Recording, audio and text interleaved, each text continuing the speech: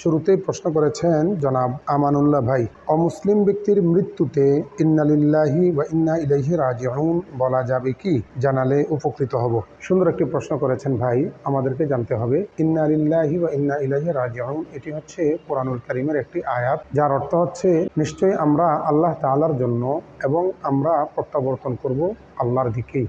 কোনো অমুসলিম যদি মারা যায় আর সেই ক্ষেত্রে যদি আমরা এটা ভাবি যে একজন মানুষ এন্তেকাল করেছে, মানুষ মারা গিয়েছে, সেই দৃষ্টিকোণ থেকে আমরা ইন্নালিল্লাহ পড়ছি, তাহলে পড়া যেতে পারে। কিন্তু ইন্নালিল্লাহ বলার উদ্দেশ্য যদি হয় যে মৃত ব্যক্তি যিনি মারা গেছেন তার প্রতি সম্মান প্রদর্শন করা কিংবা তিনি আল্লাহ তাআলার জন্য নৈকট্য লাভ করেন, এই উদ্দেশ্য হয়, তাহলে অমুসলিম ব্যক্তির ক্ষেত্রে ইন্নালিল্লাহ বলা কোনোভাবেই জায়েজ নয়, বরং এটা হারাম পর্যায়ে হয়ে যাবে। তবে হ্যাঁ, সর্বক্ষেত্রেই মুসলিম ব্যক্তি মারা গেলে তার জন্য ইন্নালিল্লাহ বলা শুধু জায়েজ নয়, বরং মুস্তাহাব বিষয় এবং এটা বলাটা সওয়াবেরও কারণ।